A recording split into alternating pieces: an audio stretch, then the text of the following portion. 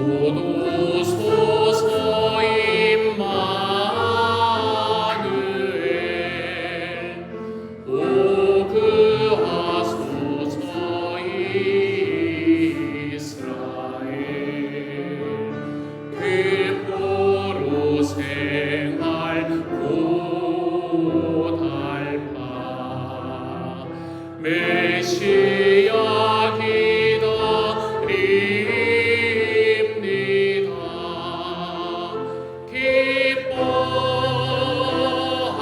기뻐하라 이스라엘 곧 오시리라 임마누엘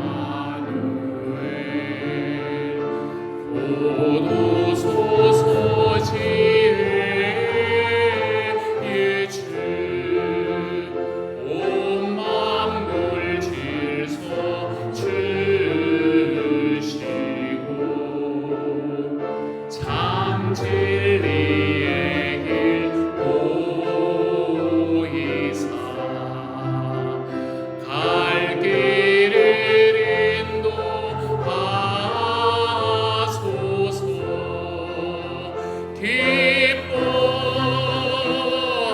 기뻐하라 이스라엘 곧 오시리라 임마누엘 곧 오소서 소망의 주 만 백성 한 맘 이르러 시기와 분쟁 없애고 참 평화 채워주소서.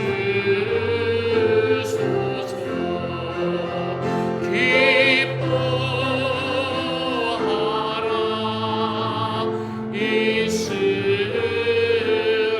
이스라엘 곧 오시리라 임마누엘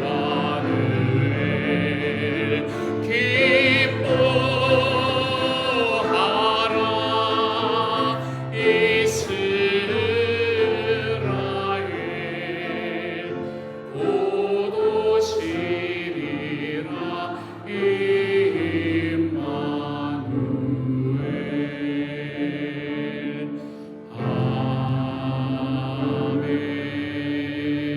아멘.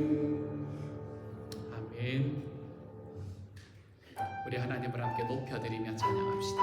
내 주님, 당신이 영광 받으시기에 합당한 분이십니다. 우리의 마음의 고백을 찬양의 가사에 담아서 우리 같이 찬양하며 나아가도록 하십시다.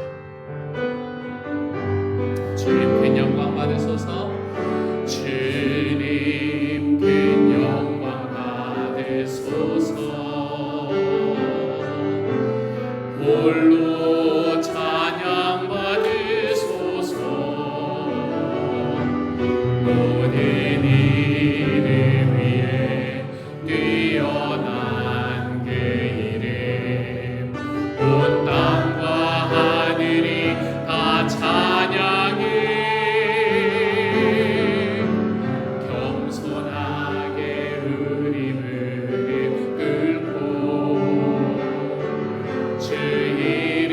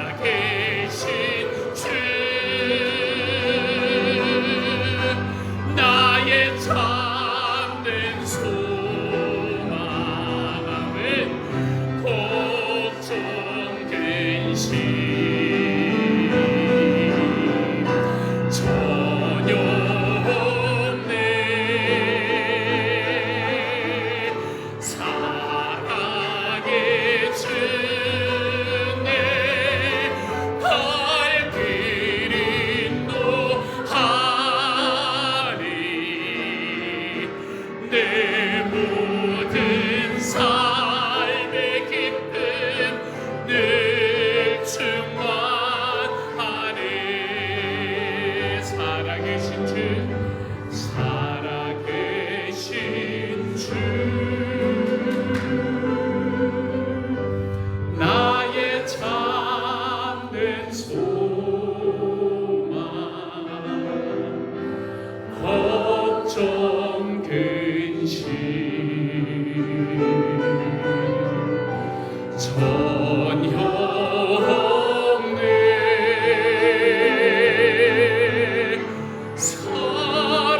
사랑의 주네 갈 길 인도하니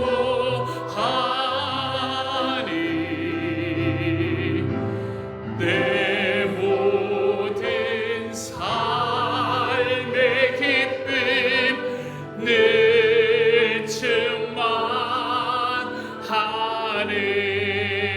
우리 하나님께 영광의 박수를, 살아계신 내 하나님께 영광의 박수를. 주님 감사합니다. 하나님 내 주님을 찬양합니다. 하나님 아멘 아멘. 그 살아계신 하나님께서 우리의 삶의 주님이 되어주실 때 우리가 하나님 앞에 함께 어떤 교회로 나아갈 것인가. 우리는 주님의 움직이는 교회입니다. 하나님 우리의 마음 담아 함께 찬양하며 나아가도록 하죠. 하나님 우리 공동체를 지켜주십시오. 우리 교회를 이렇게 만들어주십시오. 우리는 주의 움직이는 교회, 이곳은 주님을 위한 자리. 내가 기도하는 모든 땅 위에서 하나님 예배 받을 그날을 고대하네. 우리 다시 한번 고백합니다. 우리는 주의 움직이는 교회, 이곳은 주님을 위한 자리. 내가 기도하는 모든 땅 위에서 하나님 예배 받을 그날을 고대하네. 나의 노래로 주님의 성전을 지으리. 높임을 받으소서. 이스라엘의 찬송 중 고하신 주님을 거룩하십니다. 그 손들어 주님의 보좌를 만들고 온 맘 다해 경배하리. 구름 날개 사이에 임하신 것처럼 내 위에 임하소서. 우리는 주의 움직이는 교회, 이곳은 주님을 위한 자리. 내가 기도하는 모든 땅 위에서 하나님 예배 받을 그날을 고대하네.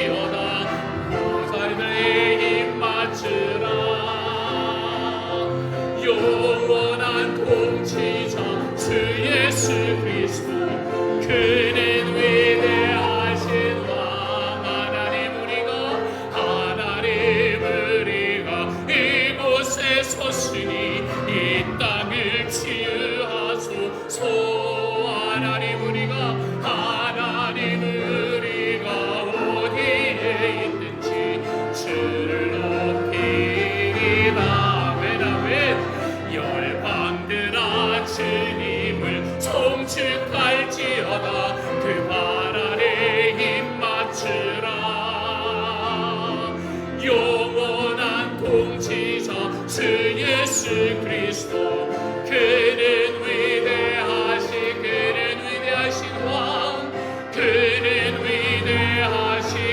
위대하신 왕 그는 위대하신 왕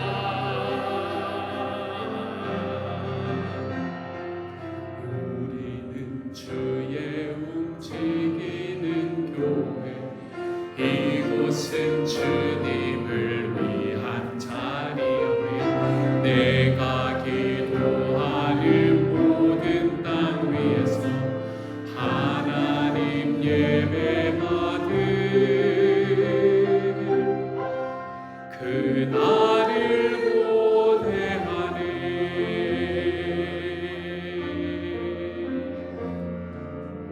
아멘.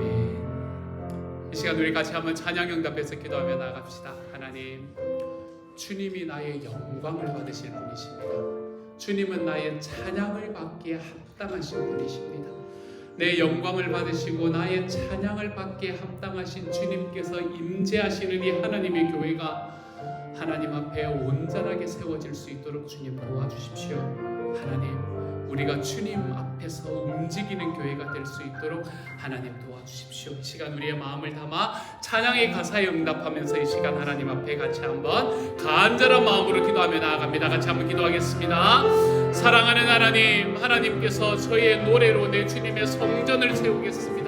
주님이여, 제가 오늘 하나님 앞에 예배할 때에 하나님이여 주님께서 저의 삶에 임재하시는 것을 하나님 제 마음으로 바라보고 제 눈으로 바라보겠습니다. 사랑하는 주님, 하나님께서 저의 삶에 베푸시는 하나님의 은혜와 하나님의 능력이 하나님의 저의 마음속에 저의 삶 속에 어떻게 하나님 정말 이렇게 채워지는지를 하나님의 예배 속에서 경험하며 나아가기를 소망합니다. 주님, 하나님을 높여드리고 내 주님께 영광을 돌려드릴 때에 하나님이여 오늘의 예배에 함께하여 주셔서 하나님의 예배가 내 주님을 높이기에 부족함이 없는 예배가 되도록 하나님께서 도와주옵소서. 성령 하나님, 하나님께서 이곳에 임재하여 주십시오. 내 주님의 말씀으로 채워주십시오.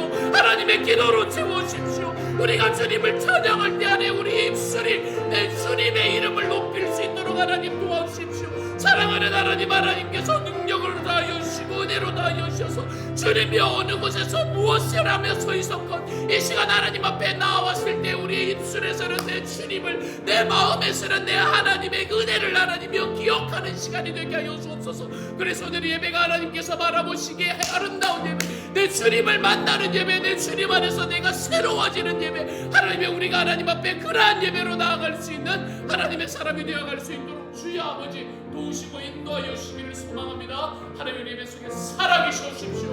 우리의 마음에 찾아와 주십시오. 주님,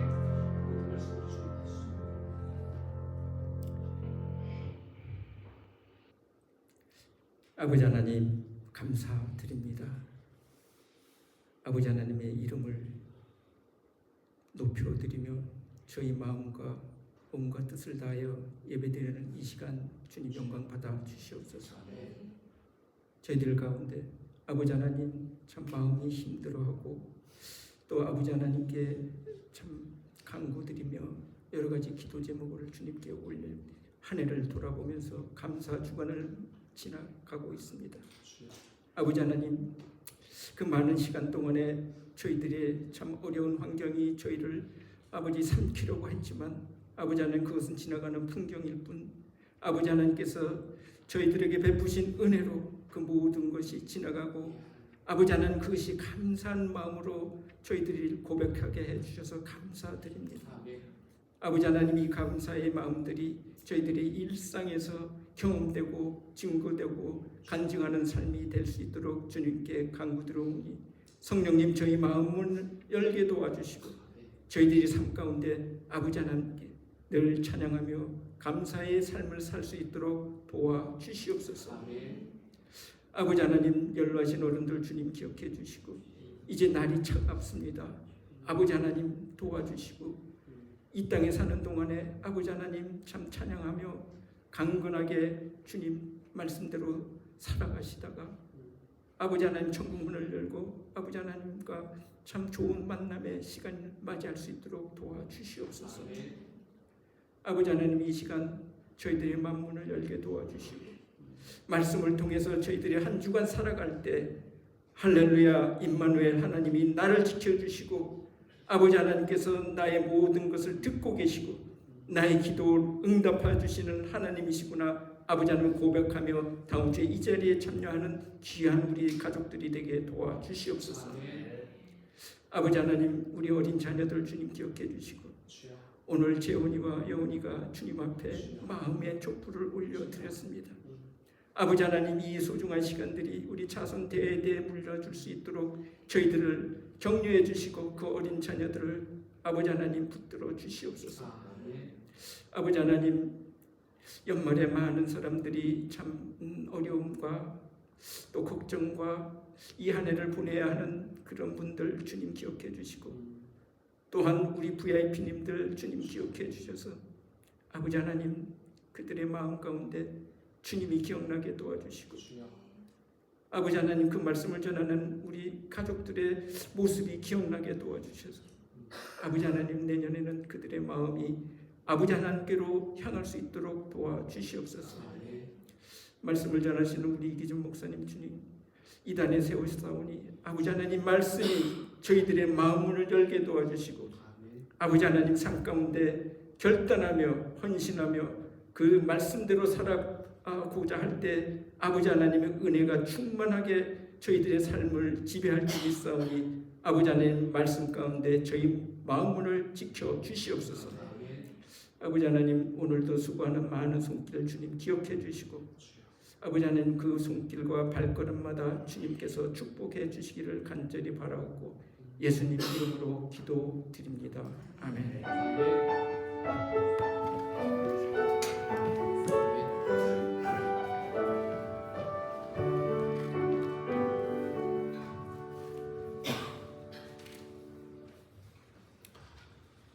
이 시간 하나님께서 우리에게 주시는 말씀 함께 읽도록 하겠습니다. 골로새서 2장 14절과 15절의 말씀 같은 목소리로 함께 읽도록 하죠. 함께 읽습니다. 시작.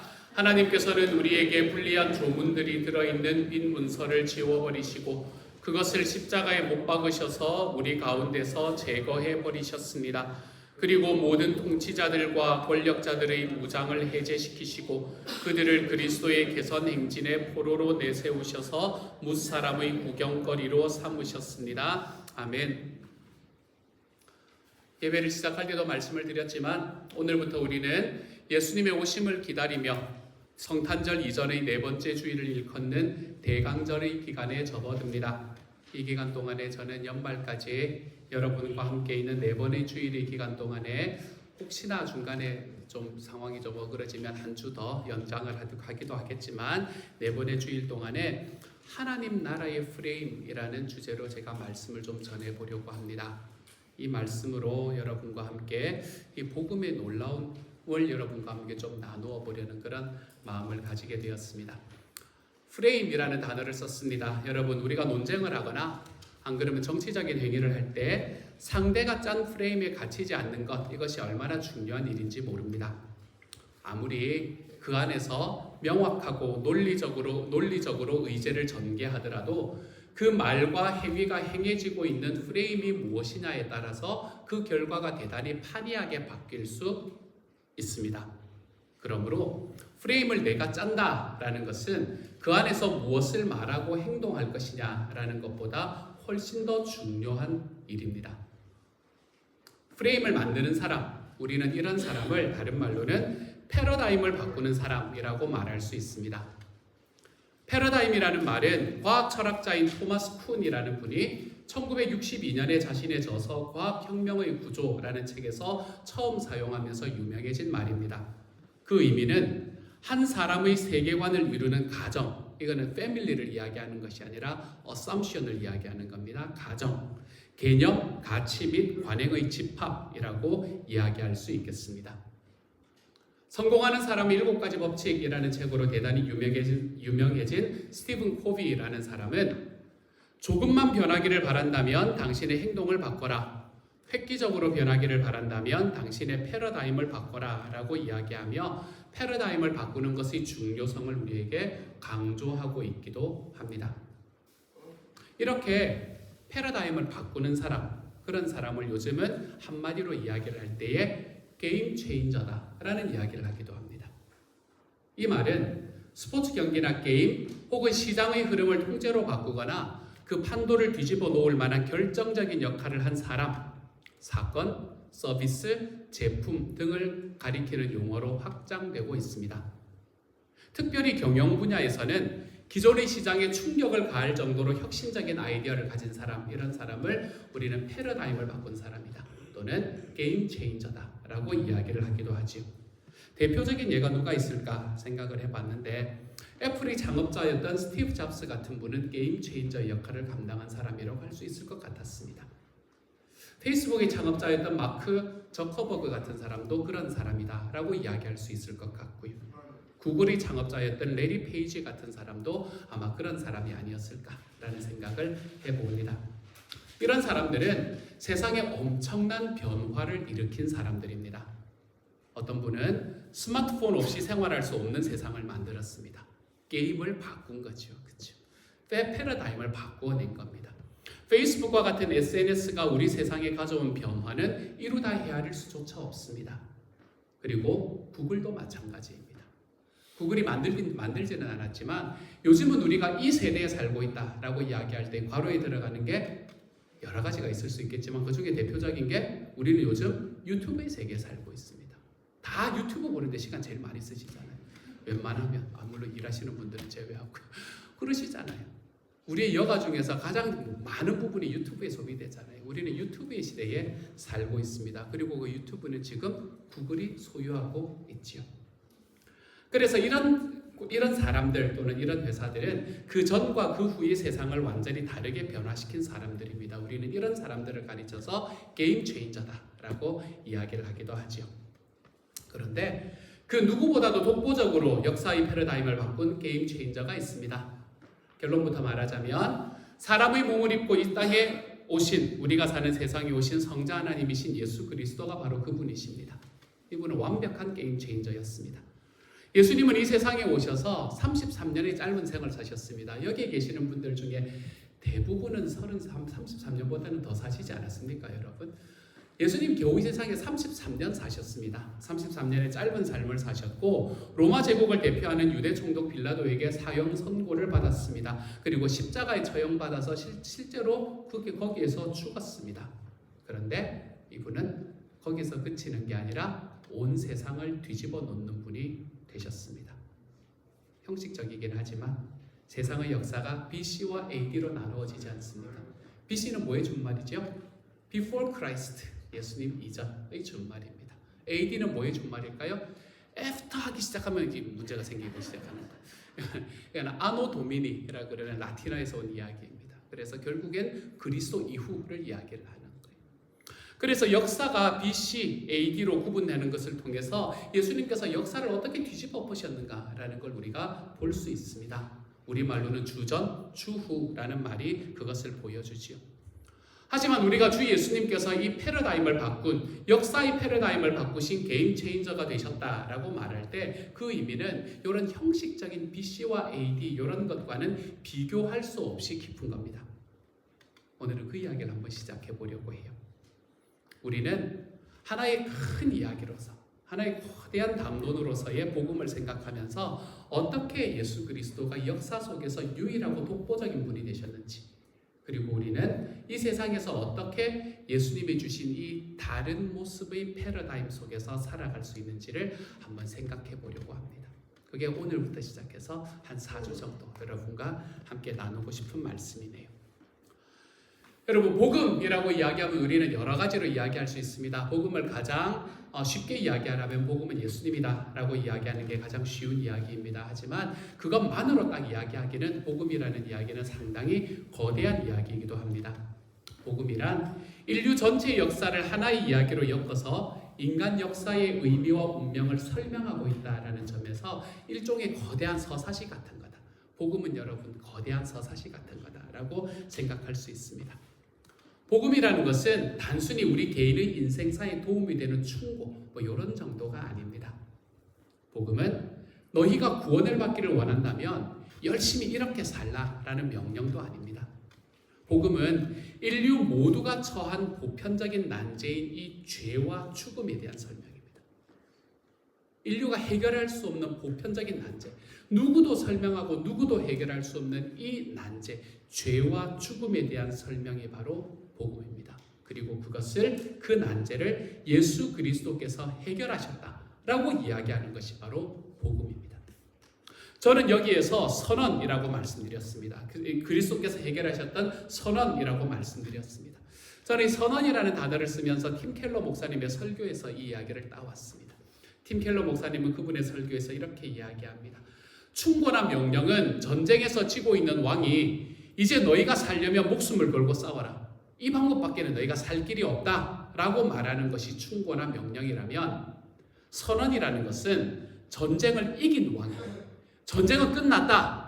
그러니 기뻐하고 즐거워하며 그 기쁨과 평화 속에서 너희의 삶을 살아라 라고 이야기하는 것이 선언이다 라고 이야기하시더라고요. 저는 이 이야기가 제 마음에 참 많이 와닿았었습니다. 이 엄청난 차이를 이해하지 못한다면 우리는 예수님을 믿는다라고 하지만 여전히 자기 자신의 이야기에 갇혀서 하나님을 그저 내 인생의 도우미 정도로 삼고 살아갈 수밖에는 없습니다. 사실은 이런 게 모든 종교의 특징입니다. 여러분, 신은 내 인생을 살아가는 절친한 도우미, 이런 것들이 모든 종교의 특징이죠. 그러나 복음은 구원의 복된 선언이다라고 이야기합니다. 그러므로 우리가 복음을 깨닫고 만나면 그 사람은 두려움과 염려와 초조함 속에서 살아가던 삶을 뒤로 하고 전에 알지 못하던 새로운 인생을 살아가게 됩니다. 그런 의미에서 예수 그리스도와 그의 복음은 우리가 살아가는 그 예수님을 만나는 모든 사람의 인생의 패러다임을 바꾸어 버리는 겁니다. 그 사람들의 프레임을 다시 짜는 게 바로 복음이라는 거예요. 복음을 이런 거대한 서사시로 보느냐, 아니면 그저 나 개인적인 삶의 이야기로 이해하느냐라는 것은 그리스도인의 삶에 큰 차이를 가져옵니다. 만약에 복음을 나 개인의 이야기에 한정된 충고 정도다라고 이해한다면 당장 편하기는 할 겁니다. 왜냐하면 복음은 내 현실적인 문제에 대한 당장의 해법을 제공해주는, 해답을 제공해 줄 것이기 때문에 그렇습니다. 하지만 복음은 이런 개인적인 어떤 해답을 제공해 주는 것을 넘어서는 거대한 서사시라는 것을 기억해야 됩니다. 복음은 그런 식의 즉각적인 문제 해결 방식을 넘어서는 근본적인 이야기이고 포괄적인 이야기입니다. 그렇다면 이런 거대한 서사시로서의 복음은 이 세상을 살아가는 우리의 삶에 어떤 의미가 있다는 말입니까? 이걸 이해하기 위해서 이제 우리가 살아가고 있는 세상은 어떤 건가라는 걸 한번 살펴보도록 하십시다. 여러분, 우리가 살아가는 세상에는 세상 나름대로의 프레임이 있습니다. 여러분, 세상은 세상의 프레임이 있습니다. 이것은 누가 명문화해 놓은 것은 아니지만 모든 나라의 모든 시대에 동일하게 작동하는 법칙 같은 게 있습니다. 세상에 딱 잡혀있는 이 프레임, 세상이 이것을 쫓아가고 있는 이 프레임이 있습니다. 어떤 점에서 이 세상을 살아가는 모든 인류는 나라와 민족 또는 피부색이나 언어 또는 문화는 각각 다르다고 할지라도 이 동일한 프레임 안에서 살아가고 있는 겁니다. 이 프레임, 이 법칙은 근본적으로는 자기 사랑에 뿌리를 두고 있습니다. 그래서 경쟁을 유발하는 프레임이고요. 그리고 그 경쟁 안에서 승자와 패자를 만들어내는 프레임입니다. 예를 들어서 설명을 해보죠. 여러분은 언제부터 경쟁을 경험하기 시작했습니까? 우리는 이르면 초등학교 시절부터 경쟁을 경험하기 시작합니다. 좋은 성적, 좋은 대학, 높은 연봉, 멋진 결혼식, 괜찮은 집에서 신혼을 시작하기, 멋진 차, 그리고 남들이 부러워하는 은퇴 플랜에 이르기까지 이 세상에서 사는 동안 일평생 경쟁은 멈추지를 않습니다. 그렇다면 복음은 이러한 무한 경쟁 사회 속에서 그리스도인들이 더 잘 살아갈 수 있도록 도움을 주는 겁니까? 정확히 그런 의미에서라면 복음은 그다지 도움이 안 되는 것 같습니다. 왜냐하면 복음은 믿는 사람들에게 좋은 대학도, 높은 연봉의 직장도, 멋진 가정도, 소위 성공적인 삶을 약속하지 않기 때문에 그렇습니다. 우리가 살아가는 삶 속에서 학벌과 직장, 주택 등등 우리의 삶의 전 영역이 다 이 경쟁의 프레임, 세상이 우리를 딱 짜놓고 너희는 그 안에서 게임을 해야 된다라는 이 경쟁의 프레임 안에 존재합니다. 그래서 이 세상을 살아가는 모든 사람은 끊임없이 경쟁 속에서 승자가 되기 위해서, 혹은 최소한 이 경쟁 속에서 생존하기 위해서 이 세상의 프레임을 따라갑니다. 세상의 법칙을 쫓아갑니다. 세상이 짠 프레임 속에서 열심히 살아갑니다. 그런데 여러분, 원래 하나님께서 창조하신 세상이 이런 세상이었습니까? 하나님이 본래 창조하신 세상이 이렇게 그 안에서 끊임없는 경쟁 속에서 승자와 패자를 만들어내는 그런 세상이었습니까, 여러분? 그렇지 않습니다. 선하신 하나님이 삼위일체라는 하나님의 공동체 안에서 흘러넘치는 그 영광과 사랑을 부어주시려고 하나님 인간을 창조하셨잖아요.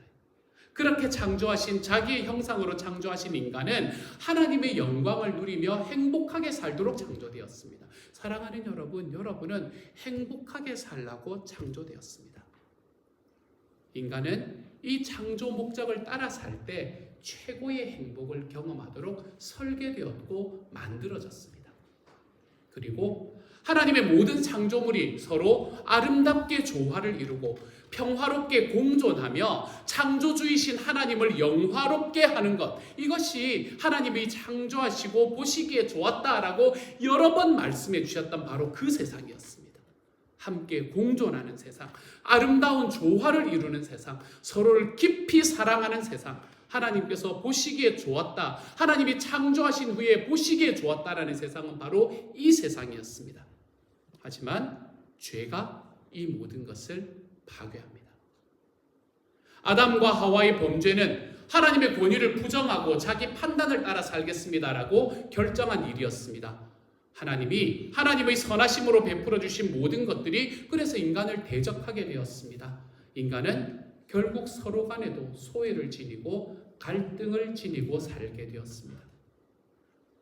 이 인간의 첫 번째 조상이었던 아담과 하와 이후로 모든 인간은 죄의 DNA를 가지고 태어납니다. 그래서 하나님의 선하심 이런 걸 신뢰하기가 어렵습니다. 자꾸 하나님의 선하심보다는 내가 갖고 있는 나의 걱정이 앞서는 게 인간이 되어 버렸습니다. 그리고 하나님이 아닌 자신이 만든 피조물인 우상을 자기 기쁨의 대상으로 놓고 자꾸 살아갑니다. 자녀가 잘 되면 내 인생이 잘 되는 것 같고, 자녀가 좀 잘 안 되면 내 온 인생이 망하는 것 같은, 여러분, 우리의 삶에 우상을 놓고 살아갑니다. 우리의 삶의 잔고를 나의 우상으로 놓고 그것 때문에 기뻐하고 그것 때문에 슬퍼하며 살아갑니다.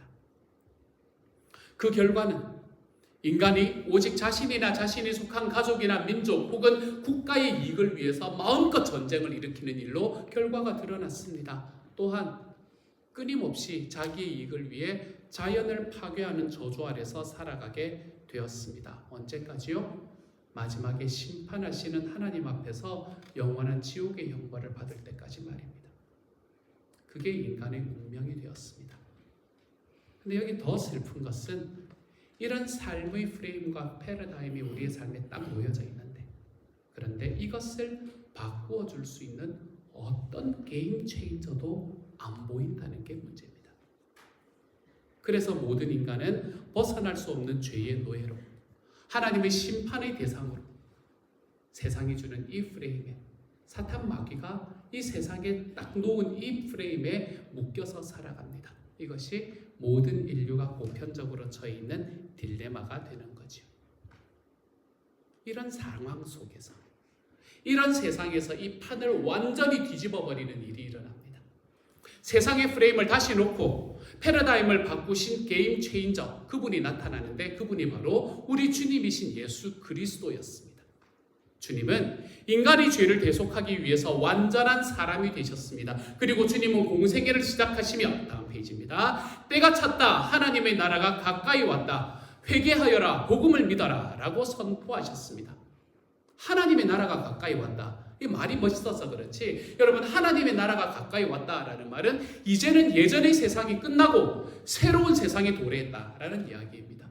이전의 프레임은 끝이 나고 새로운 프레임을 세웠다라는 이야기입니다. 이제는 패러다임이 바뀌는 패러다임 쉬프트가 일어났다라는 걸 이야기하는 겁니다.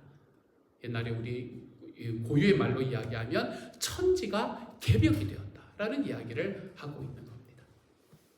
이 일은 결정적으로 예수 그리스도의 십자가에서 일어났습니다. 그것을 오늘의 본문이 말하고 있는 거예요.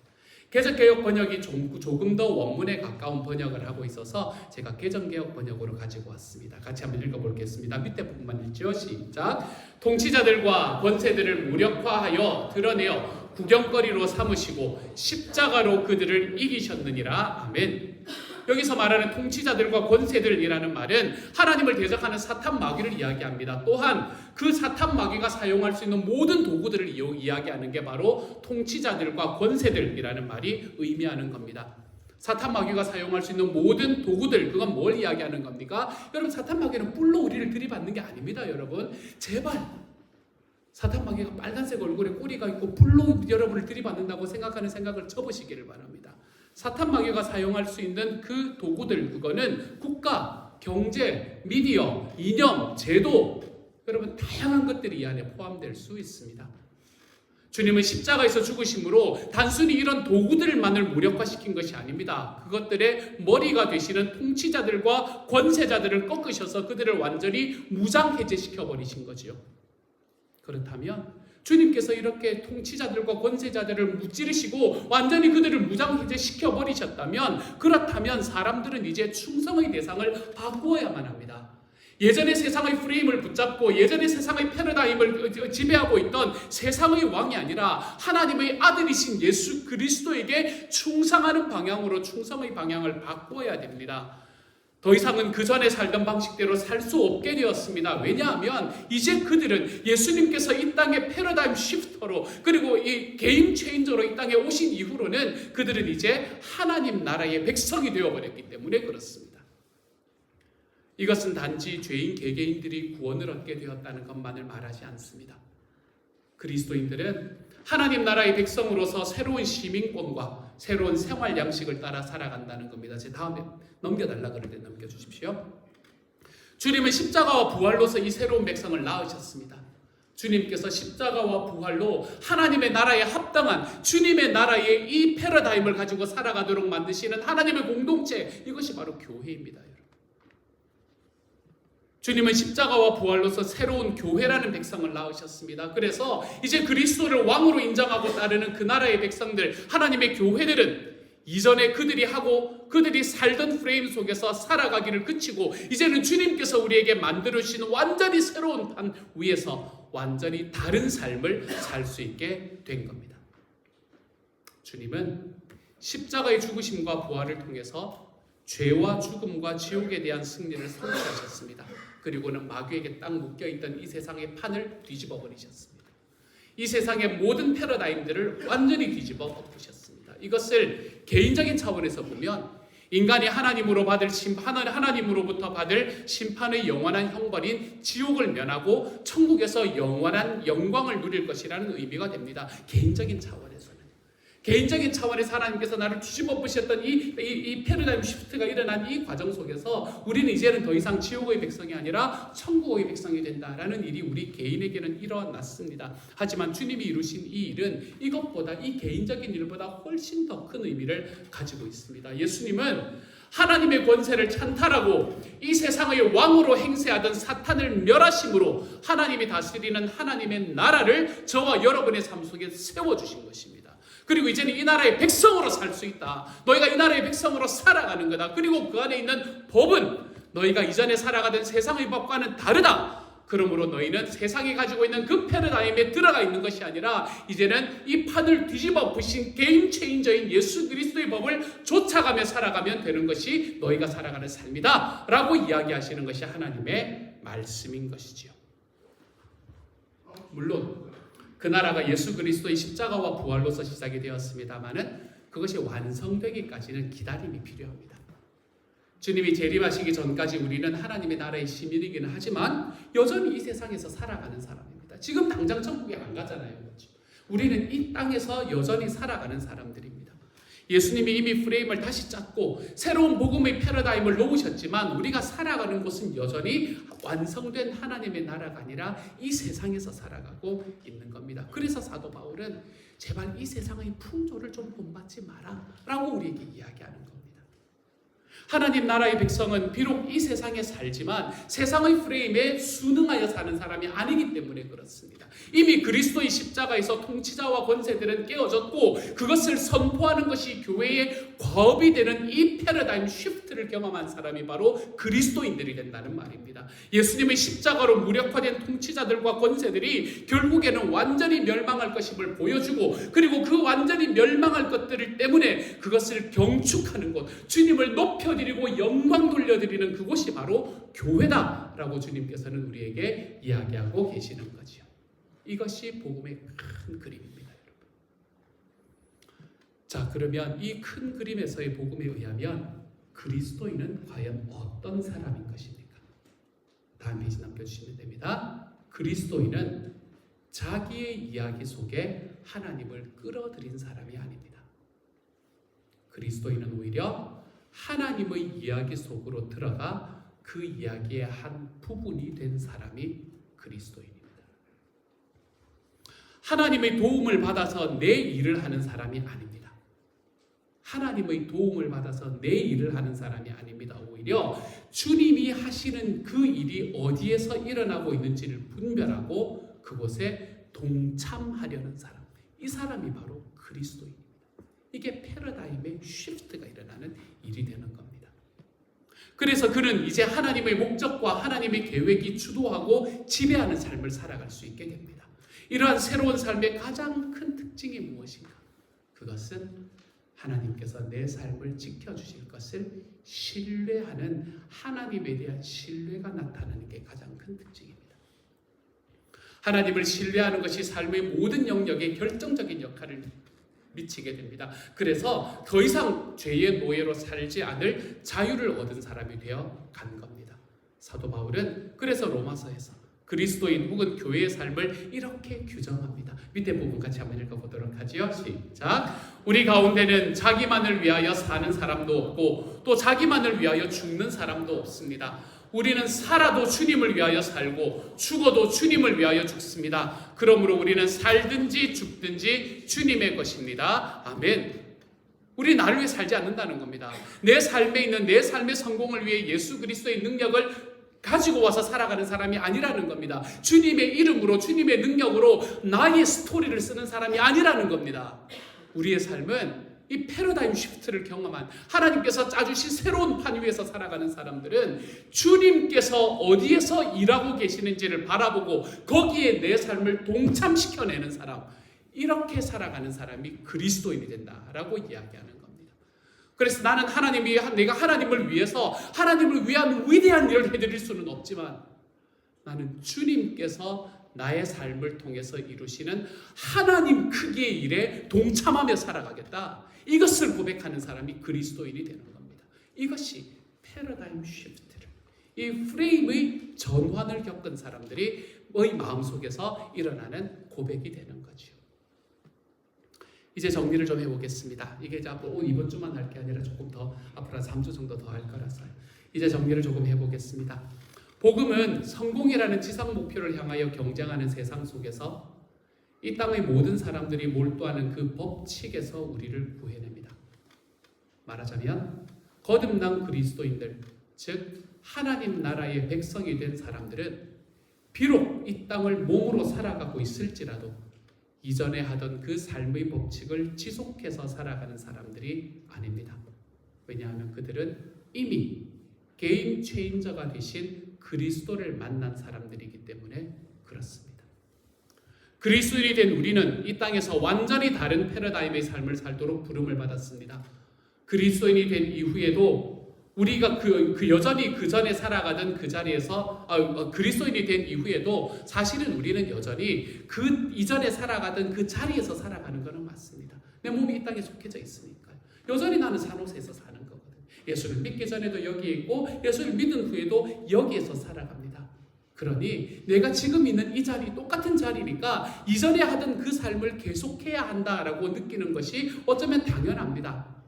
심지어 내가 하나님의 자녀가 되었으니 이제는 내가 예전에 하던 그것을 이제는 더 잘해야 되는 것이 아닌가라는 생각을, 이런 부담까지 가지게 됩니다. 어떤 생각을 하나 하면 내게는 믿음이 있고 나를 도우시는 하나님이 계시니 예전에 하던 그것을 나는 지금 더 잘할 수 있다라고 생각을 하는 거예요. 그래서 그리스도인으로서 우리가 이 세상의 높은 자리에 올라서 멋지게 하나님의 영광을 드러내야만 한다, 이러는 비성경적인 주장에 열광하기도 합니다. 내가 다른 사람보다 더 높은 곳에 올라가서, 여러분 이런 것들을 예전에 고지론이라고 이야기를 했었거든요. 제가 대학 다닐 때 이런 걸 고지론이라고 이야기를 했었습니다. 고지론과 미답지론에 대한 이 논쟁은 정말 심각했던 논쟁이었었습니다. 고지론, 높은 지위에 올라가야 된다. 그리스도인들은 어떻게든 높은 자리에 올라가서 그곳에서 그리스도인의 모습을 보여줄 때 세상 사람들이 그리스도를 바라볼 수 있게 된다라고 이야기하는 이 고지론. 여러분 성경에 전혀 나와 있지 않은 이야기, 이런 것들에 열광하는 그런 삶을 살기도 합니다. 하지만 성경은 이런 것들을 승인하지 않습니다, 여러분. 왜냐하면 그것은 여전히 이 세상의 프레임 안에서 살아가는 것에 불과하기 때문입니다. 성공해야 된다. 돈 잘 벌어야 된다. 다른 사람의 인정을 받아야 된다. 그것이 성공하는 삶이다. 이 프레임 안에 딱 갇혀 있는 거기 때문에 그렇습니다. 복음은 그것을 믿는 사람들의 삶의 목적을 바꿉니다. 그리고 그것을 믿는 사람의 삶의 내용을 바꿉니다. 다음 페이지입니다. 그렇죠. 이전의 삶의 목적은 성공이었지만 이제는 하나님의 영광을 목적으로 살아갑니다. 하나님의 영광을 이루는 방식은 다른 사람들과의 경쟁에서 이기고 살아남음으로써가 아니라 주님의 소원을 위해서라면 기꺼이 섬기고 약자가 되는 방식을 통해서입니다. 이것이 하나님께서 우리에게 주시는 새로운 패러다임입니다. 새로운 프레임입니다. 완전히 다른 패러다임이 지배하게 된 겁니다. 이처럼 프레임이 바뀌었으니 당연히 그리스도인을 지배하는 삶의 법칙도 바뀌었습니다. 여전히 하나님의 나라가 완전히 오지는 않았지만 우리는 눈에 보이지 않는 세상인 하나님의 나라를 바라보며 믿음이라는 눈으로 그 나라의 법칙 아래서 살아가는 사람이 됩니다. 그러니 이 세상을 믿음으로 살아가는 그리스도인으로서 우리가 힘들 때가 있다라고 이야기하는 것은 마치 비유로 해보면 마치 이런 겁니다. 다른 사람이 전부 다 축구를 하고 있는 경기장에서 나 혼자 럭비를 하고 있는 겁니다. 그렇기 때문에 힘든 거예요. 다른 사람들이 이 세상이 이야기하는 모든 그 프레임에 쫓아서 그 길을 걸어가는데 나 혼자 하나님 나라의 프레임을 쫓아가는 겁니다. 모두가 축구를 하는데 나 혼자 럭비를 하는 겁니다. 그러니 힘든 거예요. 하지만 그 힘듦들은 하나님 나라에서 반드시 가치를 인정받는 일이 될 것입니다. 이런 삶을 살아가는 사람들의 이야기를 저는 우리 이 컨퍼런스 같은 곳에 가면 참 많이 듣습니다.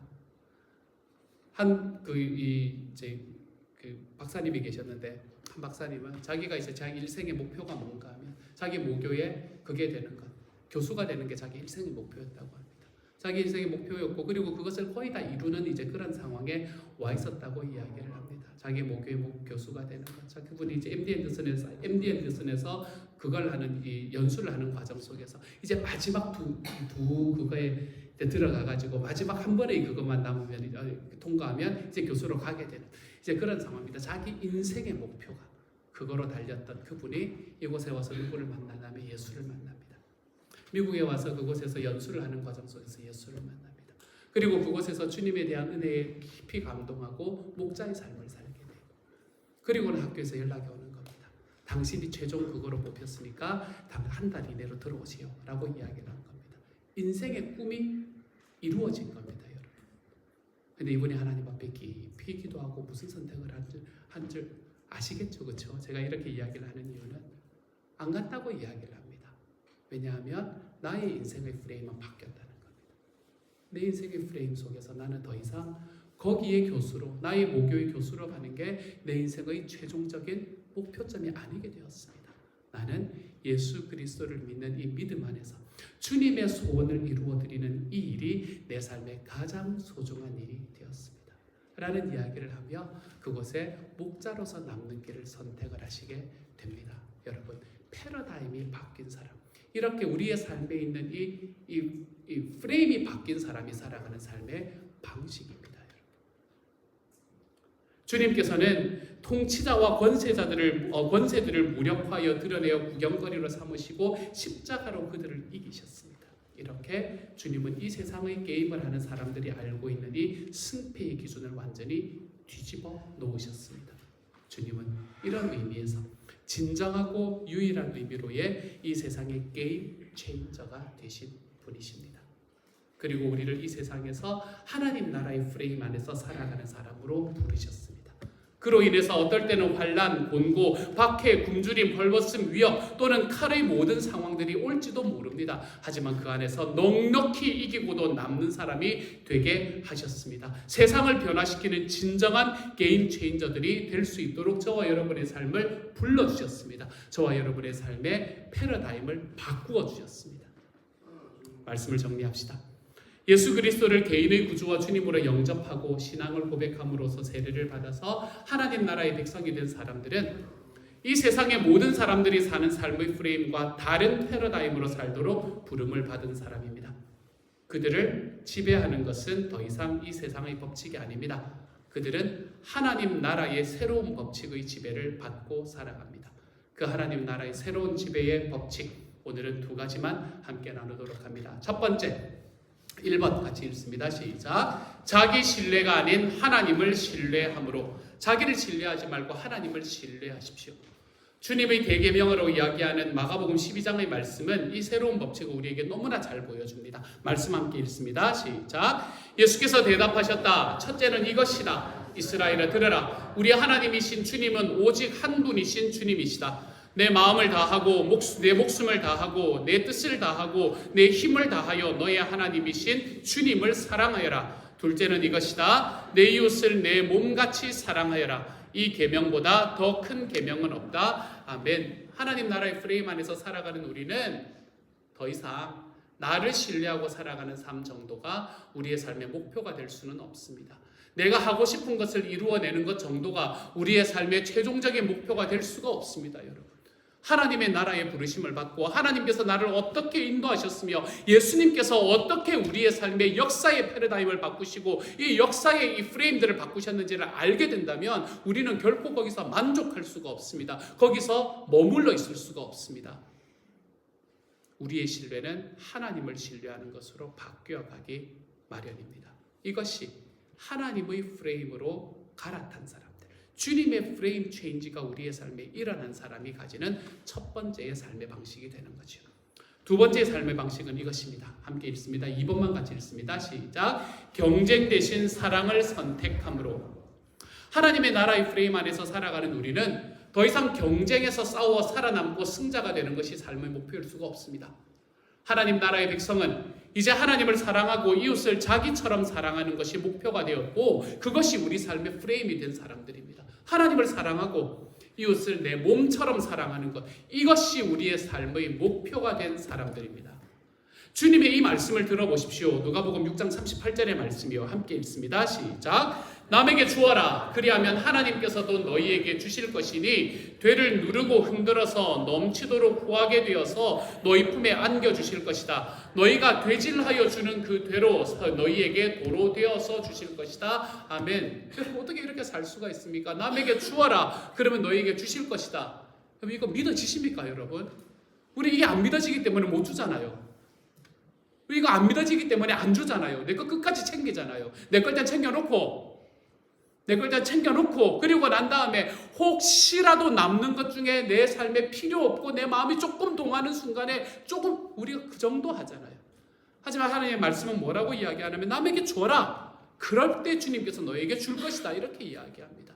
너희가 남에게 너희 용서를 줘라. 그럴 때 주님께서 너에게 용서를 줄 것이다. 너희가 남에게 너희들의 마음과 시간을 좀 줘라. 그러면 주님께서도 너희에게 주님의 마음과 시간을 주실 것이다. 이렇게 이야기를 하고 있는 겁니다.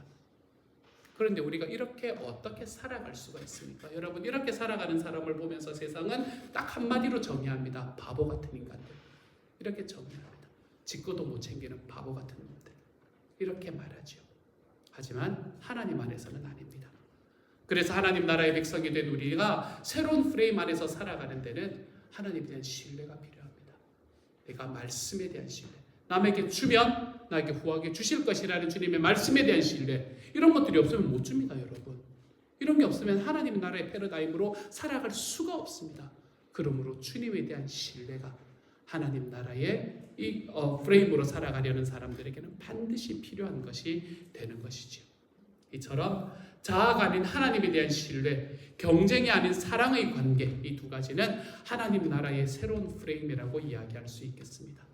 자기의 성공의 이야기 속에 하나님을 끌어들이는 것이 아니라, 제가 정말로 인터넷에 나오는, 유튜브에 나오는 많은 간증들을 너무 힘들어하는 이유가 여기에 있습니다. 다 그렇다는 건 아니고요. 많은 간증들이 힘든 이유가 여기에 있습니다. 나의 성공의 이야기에 하나님을 가지고 들어오는 것. 이것이 세상의 프레임에 갇혀서 하나님을 이용하는 사람의 특징인 거거든요. 이런 것들이 아니라 나의 성공의 이야기 속에 하나님을 끌어들이려는 것이 아니라 하나님의 이야기 속으로 들어가서 그 이야기의 한 부분이 되려는 삶의 방식. 이것이 하나님 나라의 새로운 프레임입니다. 그 속에서 살아가라고 우리는 부르심을 받았습니다. 그러니 세상의 프레임에 갇혀서 그것을 쫓아가다가 일희일비하는 삶에서 좀 자유로워집시다, 여러분. 예수 그리스도께서 십자가의 죽으심으로 통치자들과 권세들을 무력화하여 드러내어 구경거리로 삼으심으로 온 세상의 게임 체인저가 되신 것처럼, 이제 그분을 쫓아가는 저와 여러분도 이 주님을 따라 이 세상의 게임 체인저들로서 살아가는 삶을 한번 감당하며 살아가 볼 수 있기를 우리 주님의 이름으로 축복합니다. 하나님께서, 예수님께서 이 역사를 바꾸셨다면, 그분이 우리의 삶의 패러다임을 바꾸셨다면, 여러분, 이것이 우리의 삶에 딱 자리 잡힐 수 있는 하나님의 사람이 되기를 소망합니다. 나는 주님 나라, 하나님 나라의 법을 쫓아 살아가는 사람이 되리라. 이 확신 속에서 이번 한 주 나를 신뢰하는 것이 아니라 하나님을 신뢰함으로, 이게 될까 안 될까 고민하는 것이 아니라 주님의 말씀을 신뢰해 드림으로, 또한 우리의 삶에서 끊임없는 경쟁 속에서의 성공을 이야기하는 이 사회 속에서, 이 문화 속에서 경쟁이 아닌 사랑을 선택해내는 하나님의 사람들이 되어서 우리의 삶의 이 패러다임 체인지가, 우리의 삶에 있는 이 프레임의 변화가 저와 여러분의 삶에서 좀 경험되어 볼 수 있는 하나님의 사람들이 될 수 있기를 우리 주님의 이름으로 축복합니다. 이 시간 같이 한번 기도하며 걸어가도록 하십시다. 하나님께서 우리에게 주시는 말씀에 응답해서 우리 앞 페이지를 그냥 넘겨주시면 되겠습니다. 앞 페이지. 네, 이 페이지 넘겨주시면 두면 되겠습니다. 저는 여러분에게 두 가지 소왓을 말씀드렸습니다. 나의 신뢰가 아니라 하나님을 신뢰하며 살아가겠습니다. 주님, 내가 세상에서 이야기하는 성공의 이야기를 좀 벗어버리고 경쟁이 아니라 사랑을 선택해 보겠습니다. 나의 소원이 아니라 주님의 소원을 좀 선택해 보겠습니다. 우리가 이러한 고백들을 하나님 앞에 하면서 좀 걸어가 보십시다. 어디에 하나님께서 나에게 이 부분을 이야기하고 계시는지, 내가 무엇으로 내 주님 앞에 한 걸음 걸어가 볼 수 있게 만드시는지, 우리 주님의 음성을 귀 기울이시면서 이 시간 우리 침묵하면서 한 1분 정도 하나님의 음성을 듣는 시간 같이 가지기를 원합니다. 같이 침묵하며 기도합니다.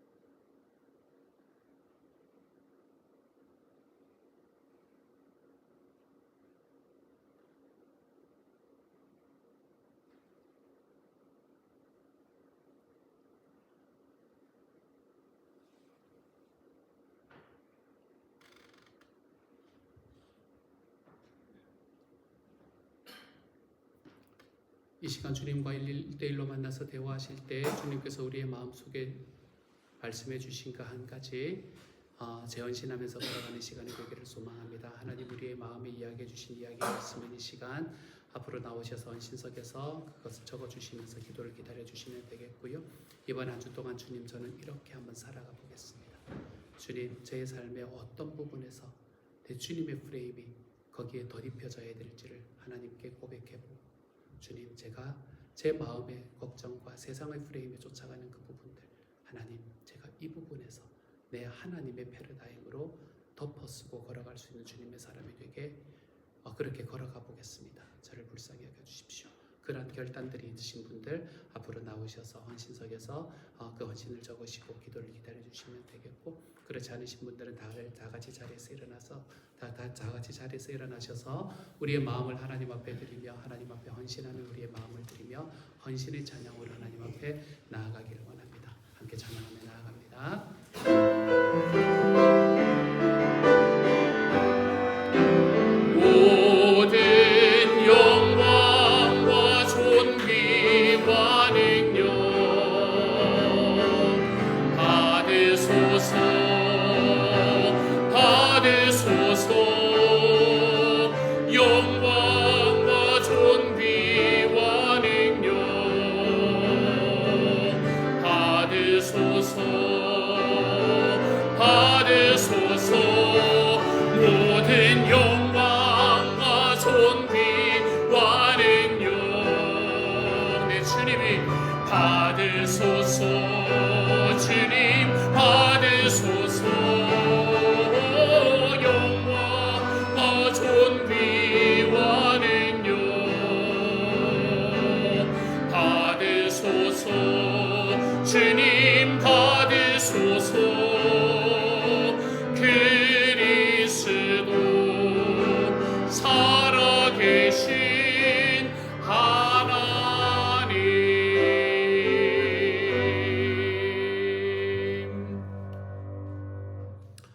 아멘. 이 시간에는 한 번 더 기도하고 축도함으로 오늘 예배를 마치도록 하겠습니다. 이제 평안한 마음으로 세상에 돌아가십시오. 선한 일에 용기를 가지시며 악을 악으로 갚지 마십시오. 항상 연약한 자를 도우시며 병든 자를 찾아보시며 곤란당하는 이웃을 위로하십시오. 모든 사람을 존경하시며 주님께 봉사하고 주님을 사랑하십시오. 모든 일을 믿음과 사랑으로 행하시며 어떤 일에도 소망을 포기하지 마십시오. 그리고 거룩하신 성령님께 순종하여 기쁨과 감사의 생활을 해나가십시오. 우리 하나님 아버지는 여러분을 항상 도와주실 것입니다. 지금은 우리를 죄에서 구원해 주신 우리 주 예수 그리스도의 은혜와 하나님의 놀라우신 사랑하심과 성령님의 교통하시는 은혜가 오늘 이 예배 속에서 이 세상이 우리에게 이야기하는 그 프레임 속에서 열심히 살아가다가 낙담하고 또는 교만하며 걸어가는 삶의 순간 그 삶의 관습들을 버리게 하여 주시고 내 하나님께서 예수 그리스도로 인해 우리에게 주시는 그 패러다임을 좇아 우리의 삶에서 주님의 나라의 법칙이 내가 살아가는 삶 속에서 이루어지는 것을 발견하며 살아가기를 내가 이제는 더 이상 경쟁이 아니라 사랑을 선택하고 나를 신뢰함이 아니라 내 주님을 신뢰하며 걸어가기를 다짐하고 일어서는 모든 시험능력 식구들 한 사람 한 사람 위해 지금부터 영원토록 함께 계시기를 간절히 축원하옵나이다. 아멘.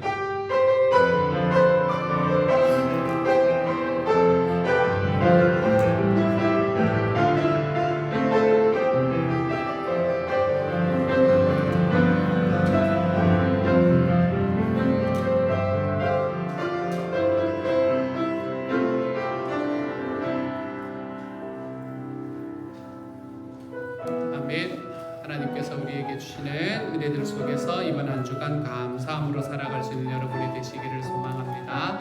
예배를 마쳤습니다. 우리 식사 맛있게 하고요. 그리고 오늘 특별히 식사는 우리 수연이네 가정에서 준비해 주셨습니다. 우리 수연이를 낳고 오늘 교회를 올해 출산 후 처음으로 우리 찾아온 자연자매에게 많은 축복해 주시고 그리고 우리 수연이에게 하나님이 주시는 은혜가 더하게 채워질 수 있기를 기도하는 마음으로 축복해 주시면 감사하겠습니다. 감사합니다.